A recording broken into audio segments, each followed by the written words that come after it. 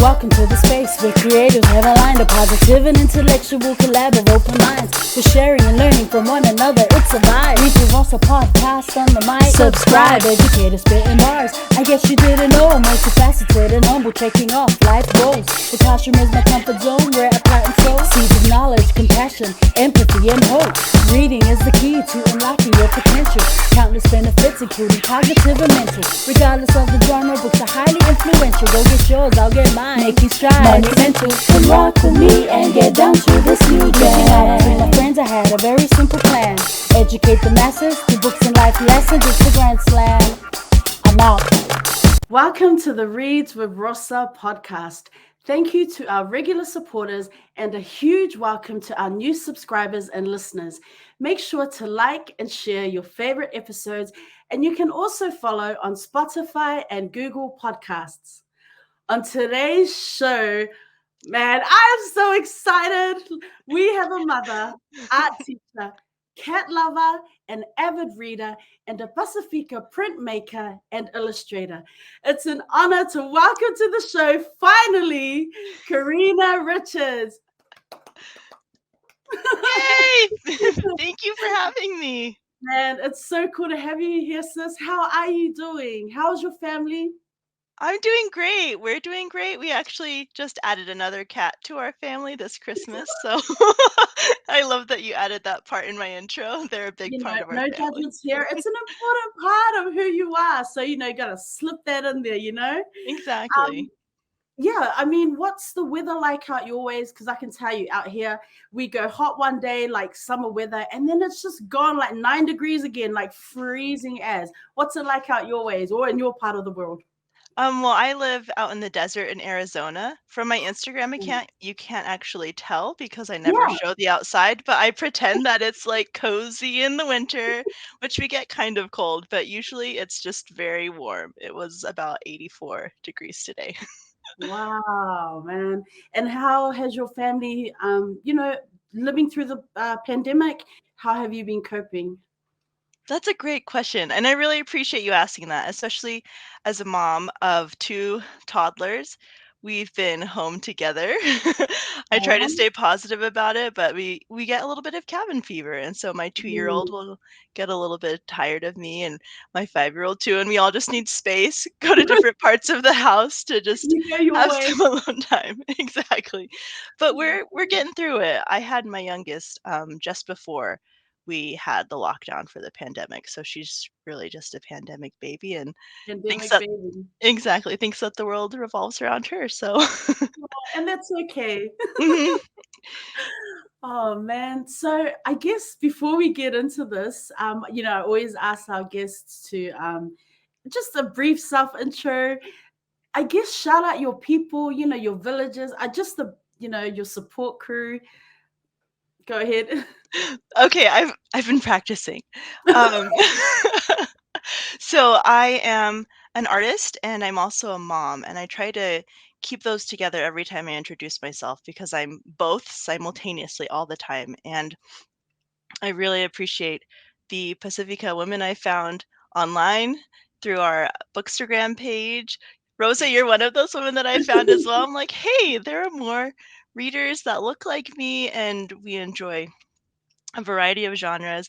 And then also just being able to meet other artists and to see our people showcasing their talents and their works. And those are specifically in the when it gets the Pacificus magazine. They've been a really fun support, and also just the Pacifica Bookstagram page and the group, just learning about each other and really learning for myself how to acclimate to the language from our entire Pacifica group, from Polynesians to Melanesians and to Micronesians, and understanding our own dynamics as well. Interesting. We may as well start there then because you are Tongan and Palauan. Mhm. I get that right. So, in terms of growing up in America, away from your ancestral native lands, um, where were you learning about these various parts of your culture and I guess your language and your people? Yeah, living in the diaspora, I've always felt estranged from the culture. I have on my mother's side, she's Tongan, and then on my father's side, he's Caucasian and Palauan. And so within our household, because we grew up in the States, we only spoke English. And Mm, so learning about their cultures was typically involved when we went to go visit relatives or we had relatives come over. That's when it was more predominant. Um, so as far as like the language and some cultural practices, but I think something that I've learned for myself is that a lot of the values mm, from our Polynesian culture and our Micronesian culture were very similar. So we're hardworking, we love to help our families and our communities, and we're very spiritual. And so all of those aspects I was able to hold on to and realize, okay, my parents had to form a new culture in a new land to help their kids acclimate to this new space, but then to also help themselves understand the new space that they're in. And especially now that I'm a mom, I think about my upbringing a lot and what I plan to do for my kids. mm, And just the past 2 years in the pandemic has been a space for me to reach out to other Pasifika women and creatives and to realize that I'm not alone. I grew up in Texas, so we were just like this little pod and family by ourselves, and just being able to be part of the online community and to learn with each other and to know that other people are learning too made it feel less lonely and also just more approachable. mm. I think I agree with you with the whole learning, the online learning community, Pacifica woman. It's also just the reading, like realizing, yo, there's actually like a whole collective of real avid readers, Mhm. because a lot of our people, I mean, a lot of as a teacher, a lot of students, when I was teaching back home, it's a real struggle to read. It's I think what it is not being able to read texts that they can connect with, see characters that look like them, hear narratives that tell their stories. So, part of this, like, yeah, like during the pandemic, part of it has been like realizing, yo, there are actually a lot of authors out there that are not getting their flowers, self-publishing authors, Mhm. Pacifica Woman, there's a collective, poets, so many different, writers, and that's been like just the real eye-opener for me as well, is realizing, yo, we out here. you know? Exactly. I love what you mentioned about students being able to see themselves in the text. I didn't Mm, realize that was a barrier for myself until conversations opened up during the pandemic about diverse characters and mm, representation in novels. I realized everything that I had read growing up, um, it still felt like I was an othered person because I was reading this experience. I had access to these stories, but still within my heart of hearts, I knew that I was experiencing it as an outsider because I was not seen in the story. And all of the stories that we've seen together with the Pacifica Readathon Challenge, mm. just it was just amazing. I was like, I know that we're creative people and I know that we care about storytelling, and to finally be able to connect with those stories was really amazing. Yeah, but also picture books. I know, Mhm. picture books generally, they are geared towards younger children. But it's so cool. I mean, I feel like they are resources that people who are trying to learn their languages, whether it be Samoan or Tongan or Fijian or, like Kukale Māori, I feel like picture books has really become this like language, this resource, language tool, just for new language learners, new Pacifica language learners to be able to start the basics, So I think the pandemic has also helped us realize that, hey, here's another resource, educational resource. So, oh, wow, this is cool. Yeah, it's so cool because I mean, when we're alone in our just different communities, we don't know where the resources are. But during social Mm. media and all of our hashtags, I was able to find so many. I was like, how long have they been around? This is great. Yeah, I didn't think I started looking at hashtags like hardcore Mhm. until we did that Pacifica Readathon challenge. Like, I think that was the first time I realized, because then I also did that. I started searching Pasifika readers, like so many variations, and then you come across a whole other community. It's amazing. It's been just a real eye-opening experience, a learning experience these past 2 years now. So I want to backtrack a little bit. Mhm. I want to go right back to the beginning. You are an artist. You are a reader. Growing up, was art always a part of your life? Were books, did you have access to them? Yes, I did. We had a home library, and we lived close enough that we could ride our bikes to the public library. Oh. And I still remember being a kid, riding my bike and having, like, my dimes and nickels so that I could call my mom on the payphone and tell her, "I'm at the library. I'll be here for an hour." And so that was really important for us, and also not just access to reading, but also, Mm, access to art as well, and to be supported in the arts. I was more so supported in them as an extracurricular activity. I come from a mm, very science-centered home with an ah, engineer as a dad, and my mom's a nurse, and so, I received a lot of messages just for myself that, like, this is the way to go, like, you're gonna be a doctor, or you can look into nursing, and so I actually studied microbiology at school, and then I wow. left to live in Europe for a while and came back and decided, "Hey, people make art and live off of it. I'm actually gonna switch and study art and become an art teacher," and and it worked out in freelance graphic design, so Wow. In terms of books, what were some of your favorite books, growing up? Like, was there a particular genre that you liked? As children, there were so many, different books. So, Mhm. The first series that I remember distinctly was called the Redwall series, and it was, like, of this little mouse, and they would go, like, defend their castle home or something.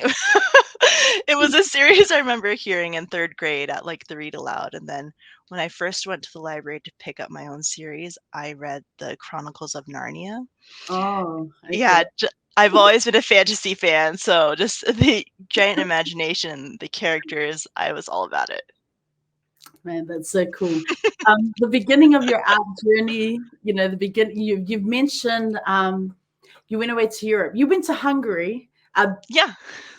Budapest, Hungary. It was a really important part of your life. You went away and then you came back, and then, as you've mentioned, everything changed after that. But what was that experience like over there? I mean, was obviously culture shock, like big wide world. Had you been to Europe before? First time experience. What was that like? It was my first time to leave the United States. I had Mm, always dreamed of going to different places, and just the opportunity of serving a church mission for my church just felt like mm, the natural route where I could know specifically what to expect. It was within an organization that I knew I could trust, and I wasn't going by myself, and so I had all of these, just milestones matched up, and I was like, "Okay, you know what?" I was 22, just right mm, around that time where it's like you're about to get ready to graduate. You gotta go start your life, apply for jobs, and I was like, "Wait, mm. I'm just gonna go on a mission, serve the Lord, learn a new language, and meet other people." Like, I just need to pause before things start moving quickly. And just the entire space was different than Mm, what I grew up with. Nobody was rushing. And nobody was focused yes. specifically on just, like, their work. Like, here in the States, it's always like, "What do you do?" I'm like, Yeah. "I'm a doctor," which it's fine, that it's good to be proud of your profession, but in Hungary, nobody ever asked, nobody cared.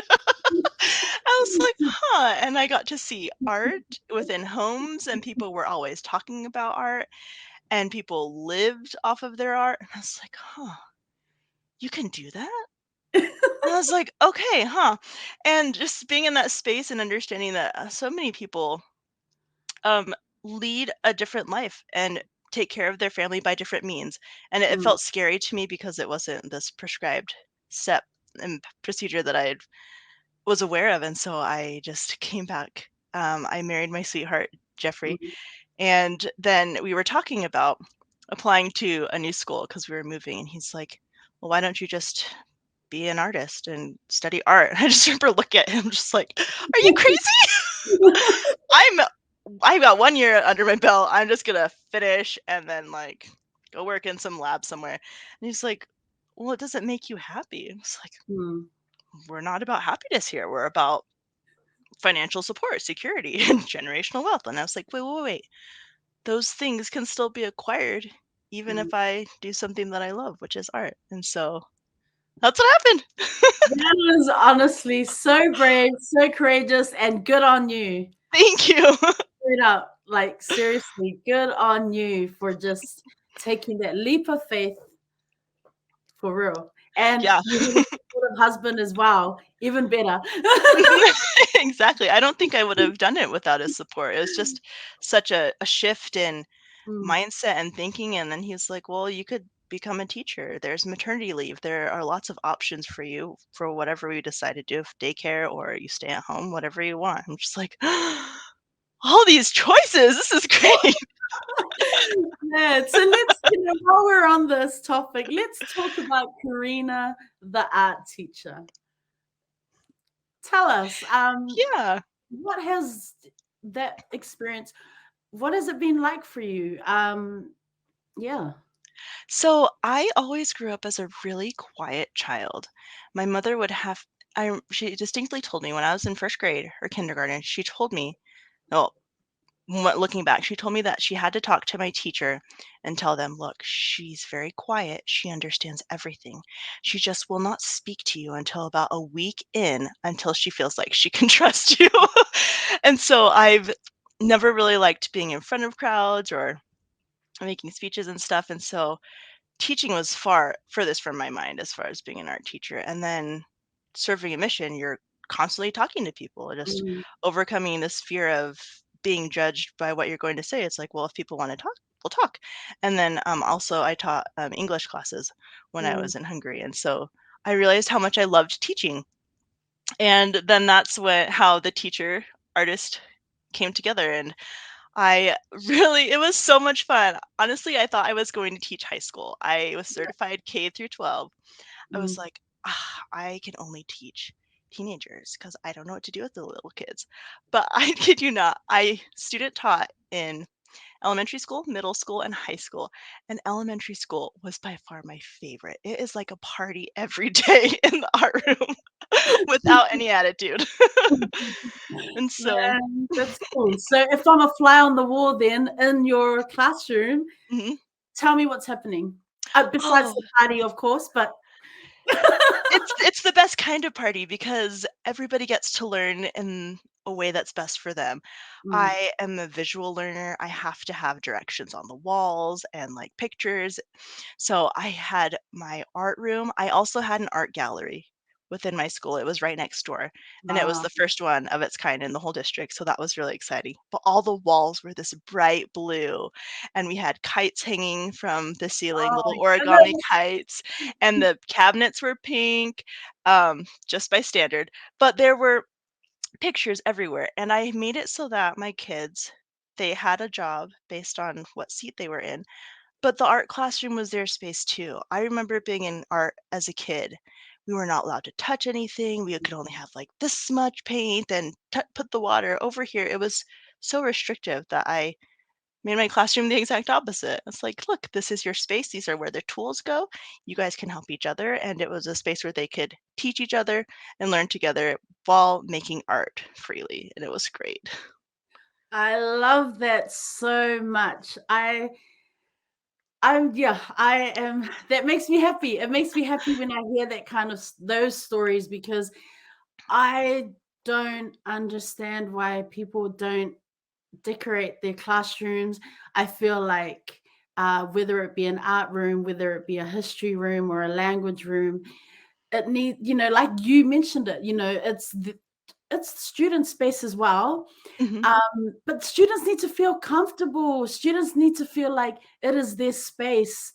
And it's a safe learning environment when they come in. So when we talk about a safe learning environment, it's about getting their work up there. It's about asking them, What do you want up here on the board? But it's also you know, take your responsibility and getting some of those wall displays up. I mean, I hate going into a classroom that is just desks are lined up, you know, traditional. There's no grouping going on. Like, I'm a real movable furniture type.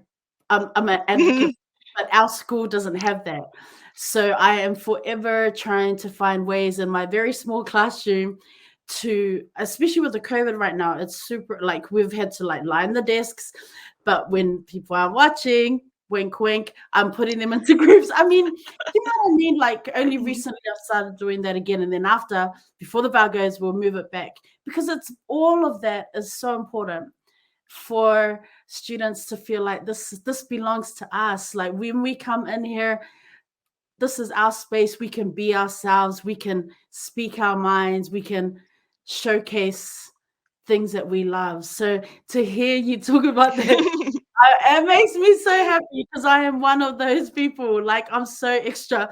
Good extra. Yeah, a good extra. You know, it's an important extra, because we have to create that space where learning is fun.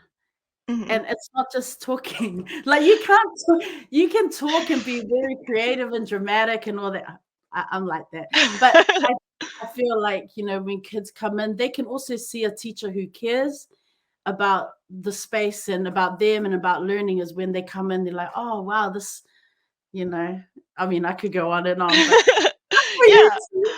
Oh, I'm so glad. I know what you mean. Like, I just knew that my words and what I was telling them and saying, "You're welcome here. This is your space." I also had to match that with my actions. And Yes. thankfully for me, I'm also a busybody. Like, I can't sit still, so I'm moving all my littles. They could move and get up whenever they needed to. I mean, there were times when we would listen at the beginning, of course, the short instruction, but otherwise, they were managing themselves, and like, they're capable of that, and we might as well let them do that, because I don't know what they're doing in their classrooms. They're sitting all day or moving or not. So Exactly. Your classroom could be that escape. Do you know what I mean? And I think, especially, you know, like, talking about my school, students are on their laptops. So school starts at 8:30 and finishes at 3:30. So if we think about the hours that pass, unless they're in art, PE, or music classes, they're pretty much just sitting on their devices. So you have to be mindful of that, especially during this time, because we have a lot of restrictions, you know, with the pandemic. So on that, I wanted to ask you about how you were able to kind of get around that, like, you know, these restrictions and being an art teacher. And because, you know, with COVID and, you know, touching, being real hands-on type of subject, how have you been able to kind of work through that with your students?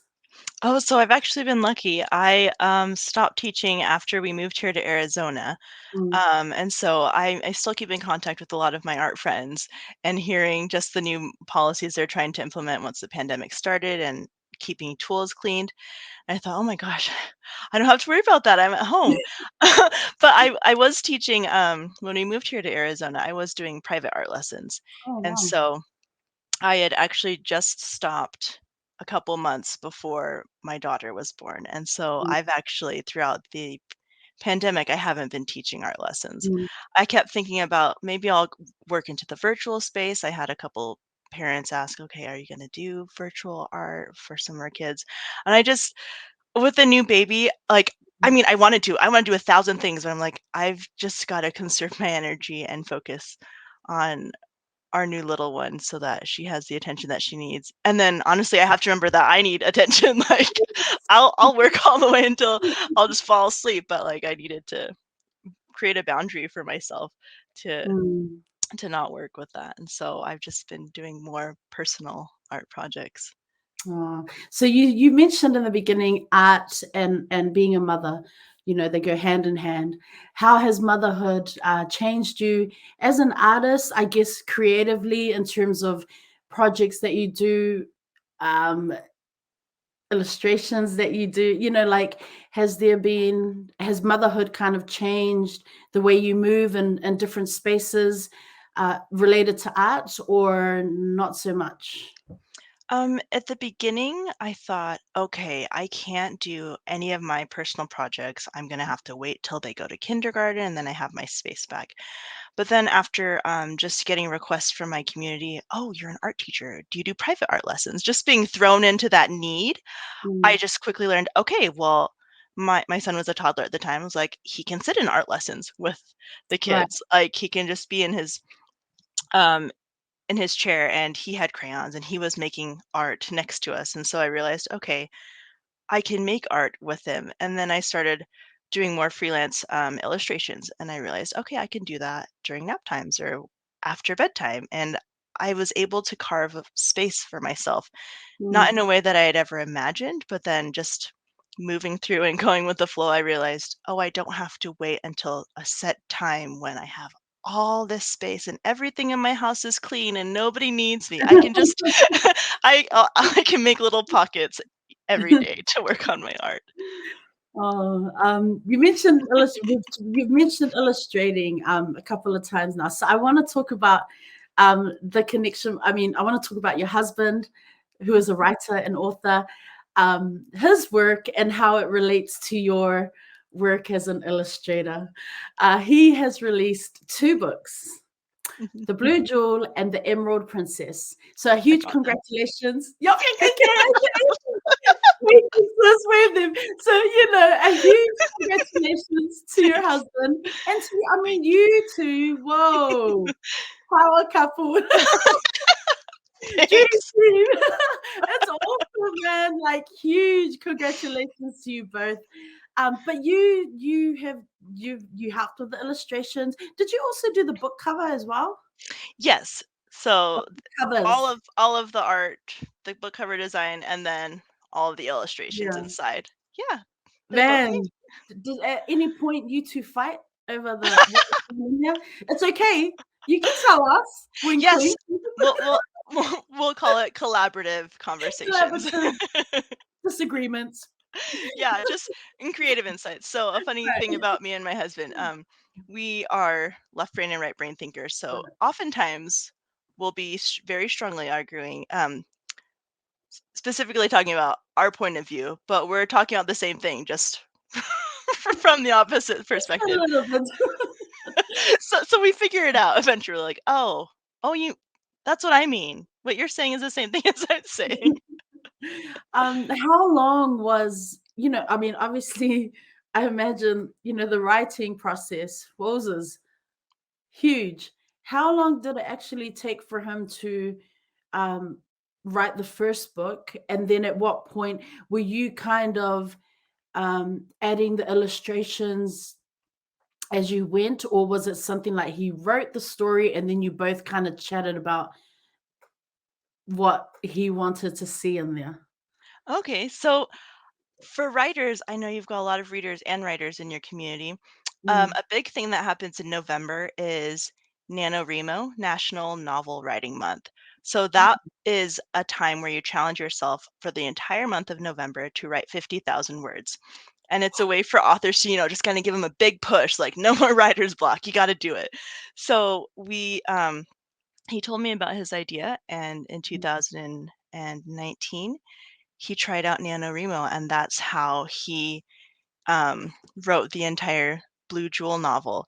He wrote it out, and then we got beta readers. I was reading some chapters along the way, but once he had finished his writing process, we talked about chapter headings, and then he gave me his entire list of like the chapters, what he kind of saw as the illustration, and then I had a free-for-all for how I wanted to actually design each illustration. So That is timing-wise, for the drawing part, maybe about 2 to 3 months, because there are mhm. tweaks, and then there are at least, like, 25 to 30 drawings each, so and then the book covers are their own month of collaborating, "How do you like this?" It's like, "Oh, it's too low, move it lower, make this brighter. Which fonts do you want?" Like, 6 different Right. types. Yeah. Wow, you are both creatives. Do you go to different parts of the house? You're over there, get away from me. I'm over here. This is my space. Like, wow. Yeah, this space behind me is actually my art studio, and so I do Right. all of my creating here. And then we have the reading room in the Mm. front, and that's a space I usually showcase on social media, and that's Yes. actually where he goes to write. So, Right. Will you write a book, perhaps? yeah, I actually have an idea down, and so I'm working on it. That's mostly all that I can say. It's Yeah. more Okay. so going to be a collection. You heard it, uh, everyone. She has an idea. Maybe next time when she's completed the book, you can bring her back on and put it on blast, man. That's cool, sis. For real. That is so cool. Thanks, you're the first person I've told. Oh, it's an exclusive. Oh my gosh. Did you hear that, everyone? Exclusive from Karina Richards, future author, right here on the Read with Rosa podcast. You know, I have to say, I get super excited. We've had some people drop some real major exclusives on the show. I'm just like, on the podcast? Oh my gosh, really? It's so exciting. Man, Thank I'm you. so excited for you. I was wondering though, because I was just thinking about when you mentioned, the reading room that you haven't, I've seen it too on social media. I was wondering, picture books, and I mean, picture books. Are you, with your children? Do you read often? I mean, are you a picture book fan? Is that something you imagine yourself writing, like in the future? Children's books or? Yes, on all accounts.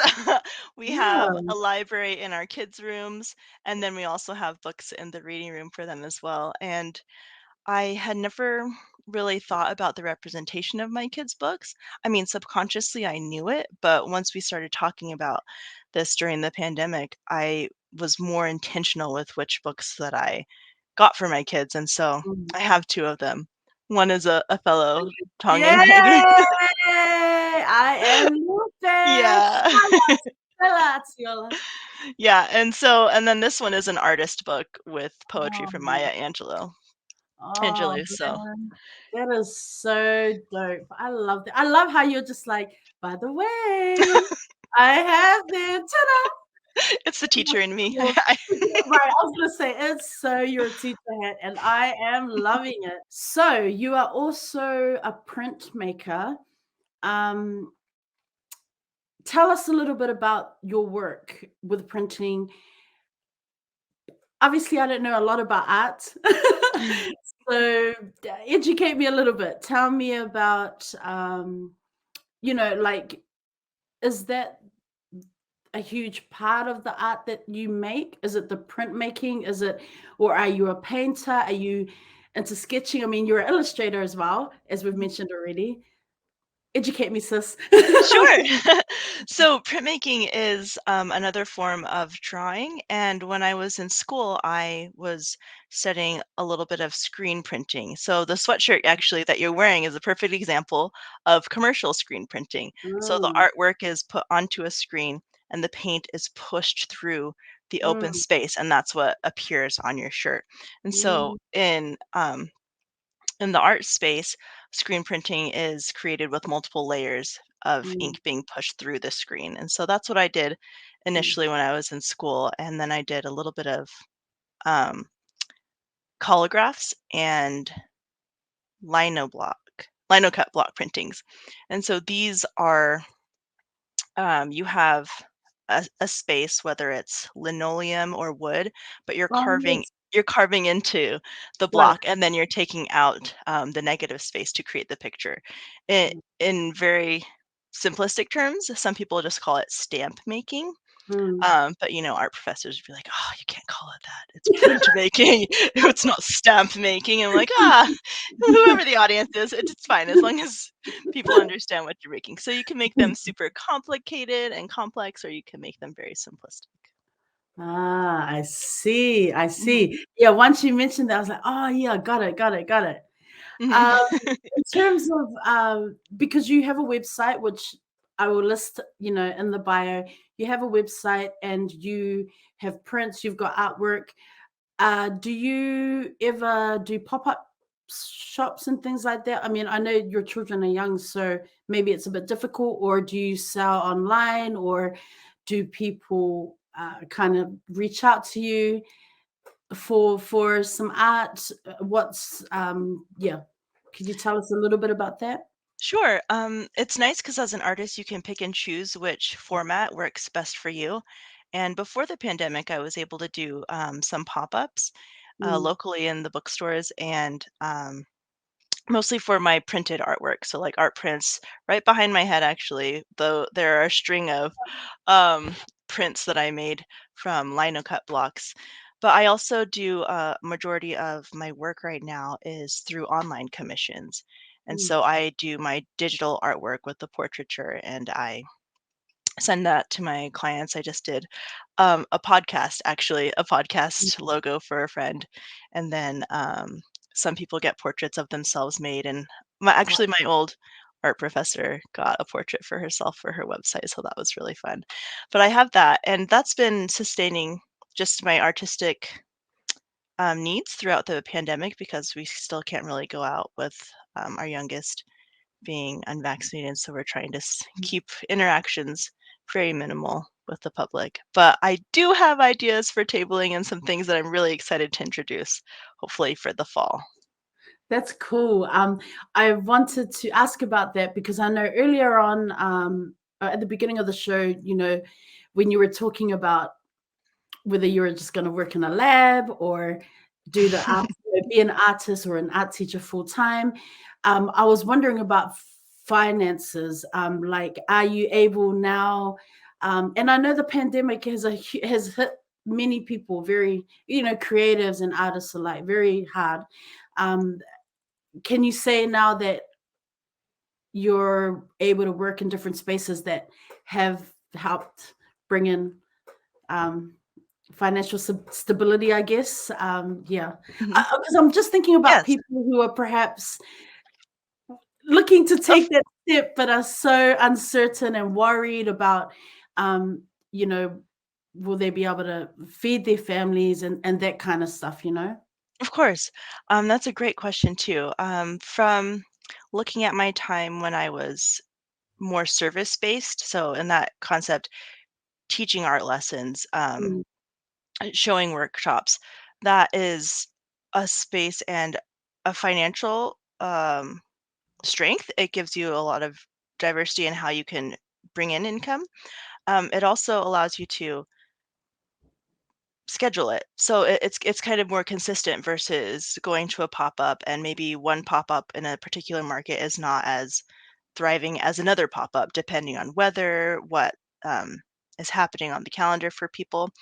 And so when everybody was forced to go online, that was kind of a nice thing because then workshops became virtual mm, and drawing institutes also had all of their teachers working virtually. And so that was a space that I could tap into, even though I personally didn't have my system worked out for my kids and my mm, students. I could teach for a nonprofit and work there instead. And then also the need for freelance graphic design work, that was a really big push and a really big help to kind of add a buffer in for the loss of the face-to-face interaction that I had with my students. So if you're thinking about it, go for it. Like there's space enough for everyone. Like right. it feels like it might be oversaturated, but honestly, each person's artwork is unique to their own voice and you'll find your market. Great advice. Great advice. Wanted to shift back to books and reading. May is right around the corner. Okay, dramatic. It's like a few weeks away. It's not right around the corner. And so in America, in the US, it is Asian American Pacific Islander Heritage Month.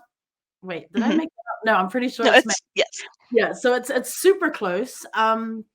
Now, of course, last year we had we obviously, or a lot of well, I think I knew you, maybe Sela, Katrina, and Kehlani. I think I knew you guys before the Mhm. whole, readathon challenge happened.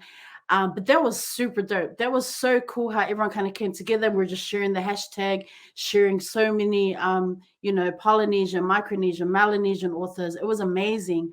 Now, as we look forward to that month of May, Oceania, the Pacific always seems to be an afterthought. Speak to me about. I have other things to say, but I'm going to pause and let you kind of like jump in. AAPI month, Heritage Month. Tell me about your thoughts on that. Yeah, so I was always one of a few growing up in school who, could check off the Pacific Islander box. And Mm, it used to feel like, oh, well, I'm still part of a group. I'm part of the Asian American Pacific Islander group. Like, I'm not forgotten. But with conversations over the last few years about what that actually means when we're posting, oh, here's a book list of AAPI authors, but nobody looks like me, it just came to light of the erasure that it was causing. And so with the Bookstagram community, I just felt a little bit more brave to bring those conversations up with my Asian American counterparts and to say, hey, I noticed you don't actually have any Pacific Islanders on this list. Could you edit it or to take out the PI part so that it's specific to who's actually represented, or maybe could you add some authors in? And I had suggestions. And so being part of the Pasifika Bookstagram group helped me feel more brave about it because we were having our own conversations about erasure and representation. And then I was able to talk to other um, people, especially those in the States who are part of their own diaspora mm, as Asian Americans. And they're like, oh, I didn't think of it that way. Okay, yeah, thanks. And there was no retaliation. It was just new information that we learned together, and we all made adjustments so that we were better representing each other and our communities. mm. Yeah, the AAPI space. I mean, obviously, I'm still learning about it, but differently in terms of books. I know that last year, one of my frustrations was a lot of the bookshops that I was following online through Bookstagram, a lot of the big companies like Scholastic, Audible, I was following them. And then I can't remember which account I saw just recently, they're already starting to advertise AAPI Heritage Month. But the big frustration is, like you said, I'm always scrolling and I'm like, where they have screenshots of the books, and I'm like, where are the Pasifika authors? Like I search to see, okay, maybe it's in there, but it's a different kind of name, and I don't know that author. But that's been a huge frustration, right? And Hmm. what I really like as you mentioned, I started seeing like people like yourselves, and even over on Twitter, people who are brave enough to actually say, hey, wait a minute, here are some suggestions. And we're actually not being represented here. So I was following that whole like, go guys, you go. I don't have that much courage to do that. Although what happened was those big companies, I'll just post comments on beautiful lists, but there's no Pacific Island representation there. Maybe you need to think about that. And then no one responds to my messages, to my comments. So I'm just like, wow, okay, ignore me then. But, yeah. Yeah, it's definitely a big thing to try. We're so used to just being a smaller population, and then when we have to advocate for ourselves in such a big way, it can be taken well, or it can, just be ignored. And it's like, well, how can you now ignore me now that there's a face to this voice and this Mm, message? So things are moving slowly, mm, incredibly slowly, but I'm still trying to take and the points where I can see it of like, oh, okay, that part was changed. And I think it really just starts with regular people. The folks that I mentioned previously it was just like a smaller bookstore mm, from her own home space, and then just a couple of other bookstagrammers. Like we aren't connected to the bigger book publishers, but if once there are enough of us realizing that representation needs to be more accurate, and mm. and and the just effects of erasure that we could all accidentally participate in, like once we're all more intentional with our words, we can make a better change, and hopefully more quickly. hard. I was in terms of the AAPI space, I was thinking, because as a teacher, as an international educator, I there are AAPI spaces. Well, there's an AAPI space, and I remember I think they started it last year, perhaps. I remember attending the first one. I was so excited because I was like, whoa, AAPI space. And then I rock up, and I'm like the only Pacific Islander there. And, a lot of, people from different parts of Asia or Asian American. And I felt not safe. I felt really unsafe in that space.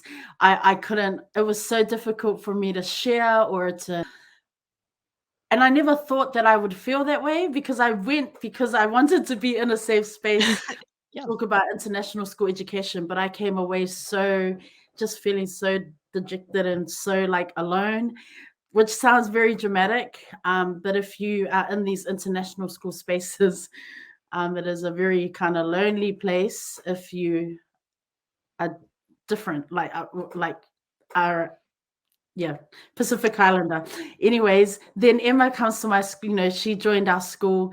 And then there was another space. I don't know if it was early this year, I think. And we went.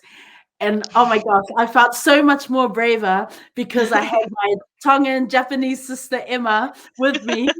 And then we discovered that there was a Fijian international school educator who's been living overseas more than her time in Fiji, like her family, overseas. And we were so amazed. She has years of knowledge and wisdom in the international school circuit. And recently, I think I've just discovered one of my Twitter followers who is also in these spaces. She's got some Melanesian roots as well. So I'm just like, yo, there's 4 of us. We're okay. We're gonna be okay. But yeah, these back to the point. These AAPI spaces, it can be really daunting, especially if in terms of representation. And I'm not seeing anyone that like looks like me. That's scary. It is. That's scary. And it's hard to continually be the only person that looks like you. And then especially what you were saying of, still feeling afraid even though you thought it was a space you're supposed to feel Right. safe in.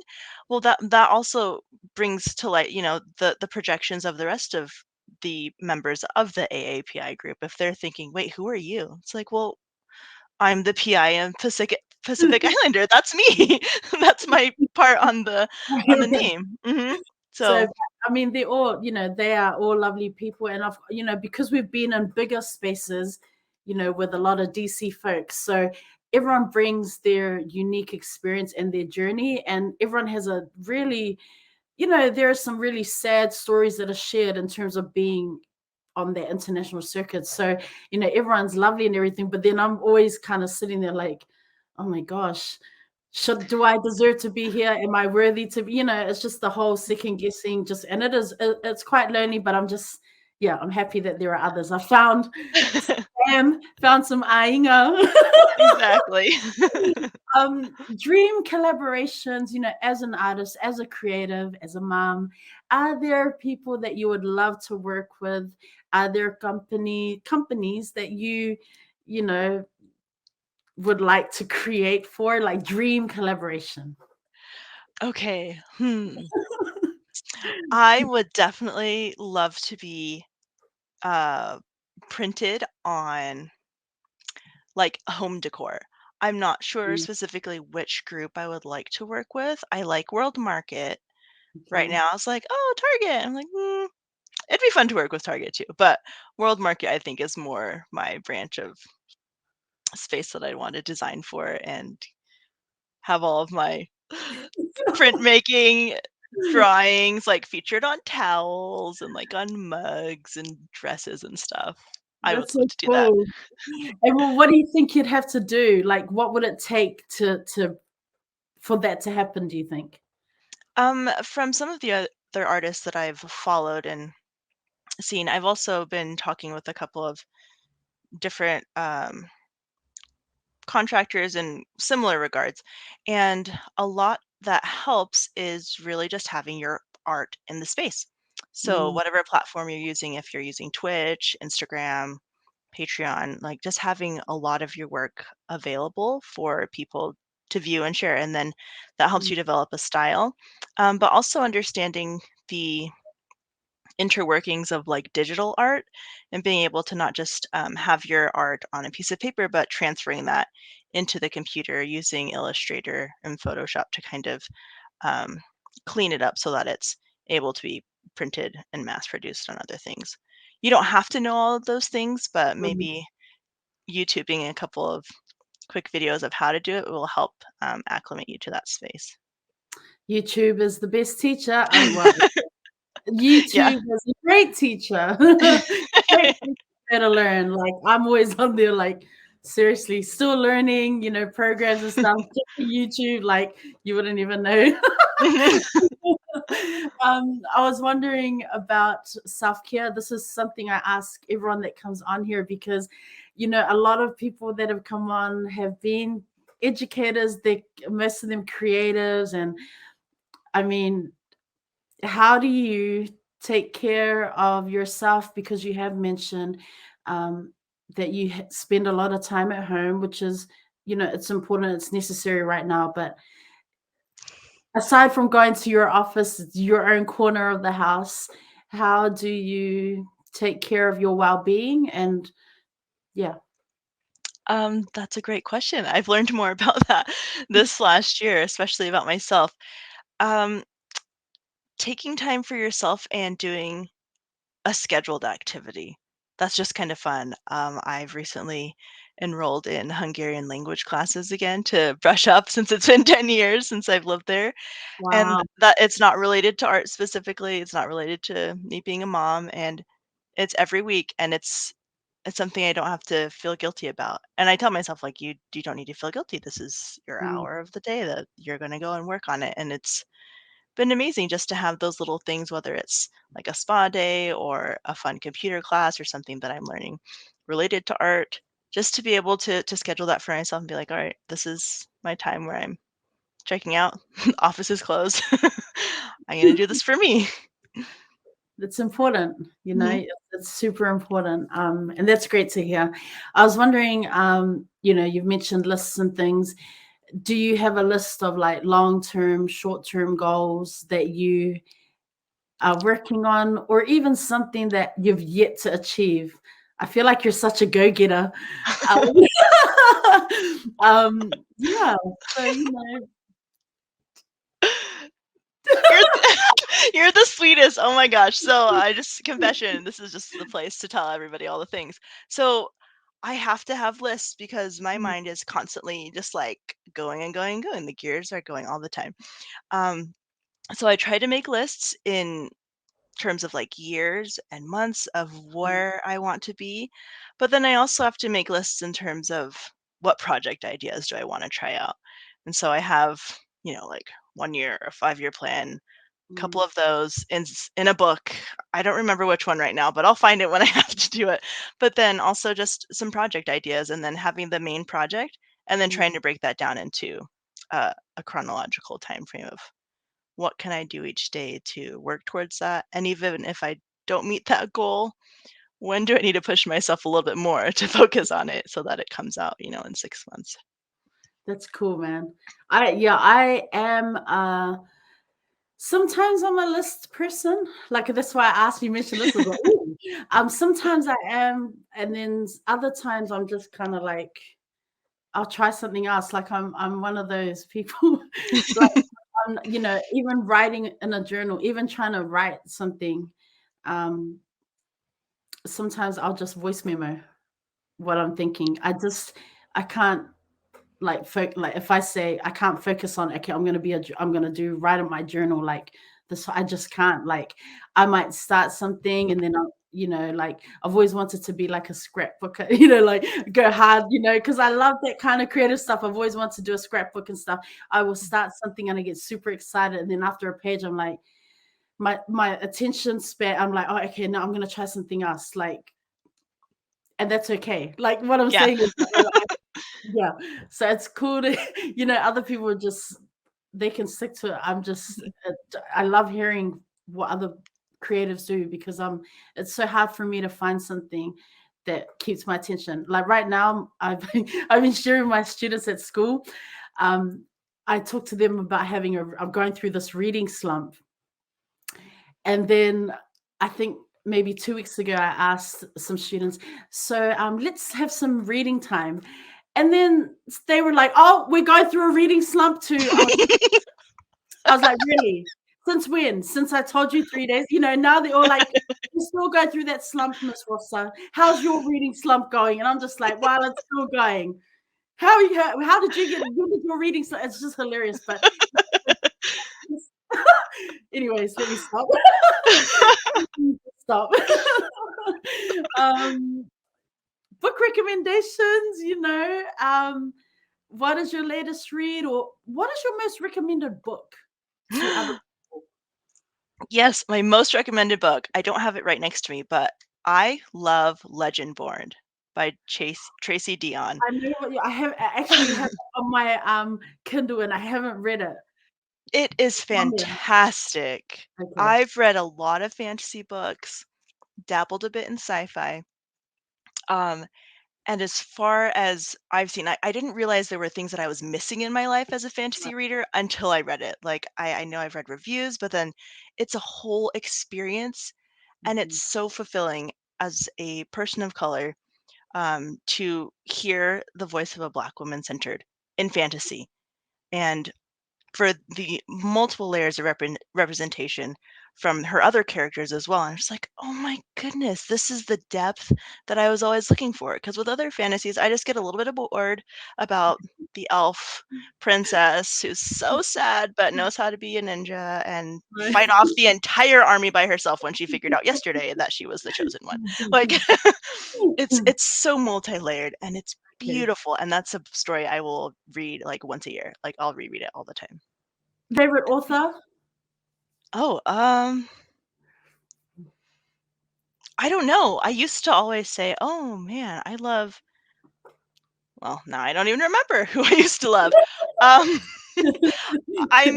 do my current read. I'm currently reading Conjure Woman by Pasifika Cora. So it's been really great. I just finished, I really enjoy speculative fiction as well. So I just finished The Year of Witching, I believe. So okay. Yeah. And if a book was written about you, wait, what would it be called? What are you laughing? Someone might want to write a book about Karina Richards. Nothing wrong with that. Just saying. I'm all of a sudden just like super shy now. Like, I don't know that much about me besides me. Oh, okay. It would totally be a fantasy themed book, but like Pasifika centered Alice in Wonderland. Ooh. I mean, my character would probably be wearing a dress like this. This is the other way. Just I see you out there. I see you on your page, doing your thing. Nothing wrong with that. Work it. I see. Man, this is cool. So book recommendations, like what are you, do you have any I mean, you've mentioned your most recommended book, but are there any other books that you think our readers should totally get into? Yes. So I also love like Greek mythology and just mythology in general. And so I think I have it back there. Circe. Can I go grab it? Yeah. Circe by Madeline Miller. It's like an orange cover. Yeah.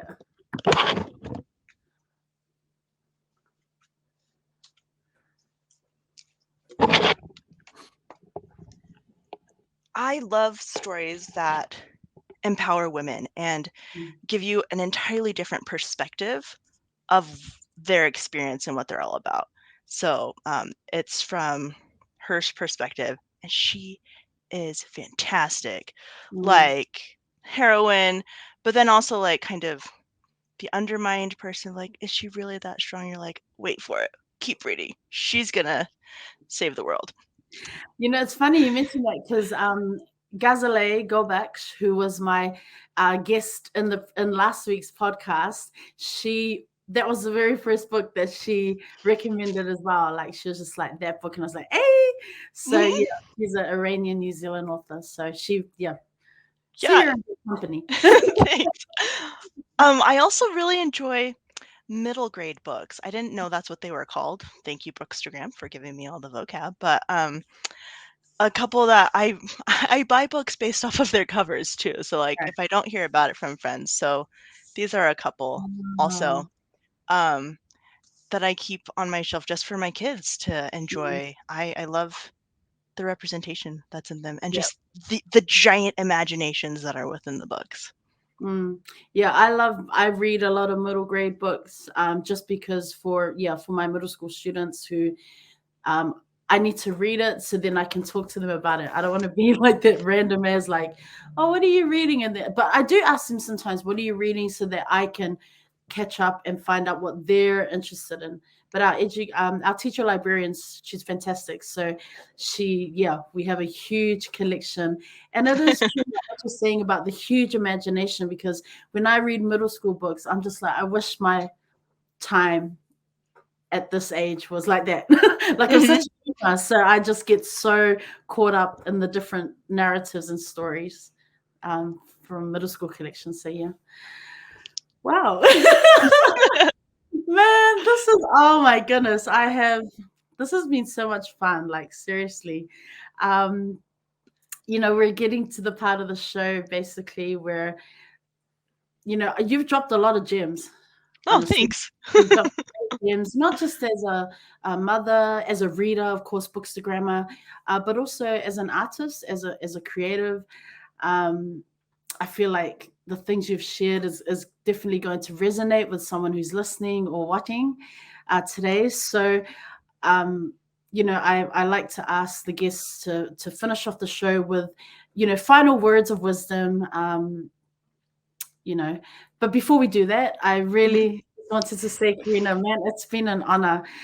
You've been on my wish list for the longest time. Like I have this wish list of people to come on the show, and I'm always like just following what people are doing online. And I'm interested in getting on the show because I'm trying to learn and make sure they're coming on the show and I'm not just making up some stuff about them, So I finally got the courage to be like reaching out, like, by the way, would you be interested? Because I know you're busy. So I was just kind of like, man, she's a busy mom. You got your art going on there, and it's we're living through a pandemic, so I wasn't sure if you were going to have the time to do this. So I really just wanted to say, it's been a blessing having you here. Thank you so much. Keep striving, keep being the best that you are. I love watching your your work and what you're doing out there with the different spaces that you move in. I really wanted to also just wish you all the best. I'm so glad. I feel so lucky that you dropped some amazing exclusives on here today. What an honor, truly. So just really wishing you and your family, a blessed weekend, Easter weekend, and projects yet to come this year. Smash them, sis. You got that, for real. So Thank you. I'll just hand it over to you. Drop those final gems of wisdom for anyone who's needing a bit of encouragement. Okay, thank you so much, Rosa. I've enjoyed chatting with you tonight, and I will always have time for my people. So no matter how busy I am, I'm so glad that you asked me to talk with you tonight. I think one of my last things that I would like to say to anybody who's listening, this has been my mantra for the last year. Oh, I'm going to get a little bit teared up. But the phrasing, if you are ever worried that you aren't enough or that you're not brave enough with your art or you don't have the creative space that you think you need, I just want you to remember the phrasing that you can say to yourself, I am wild and free. And it will take away all the barriers that you may have about yourself or the spaces that you're in. And you can make beautiful, beautiful art every time you say that to yourself. I am wild and free, and you are wild and free. I am wild and free. We Yeah. are wild and free. That's what's up, sister. Wow. Right here.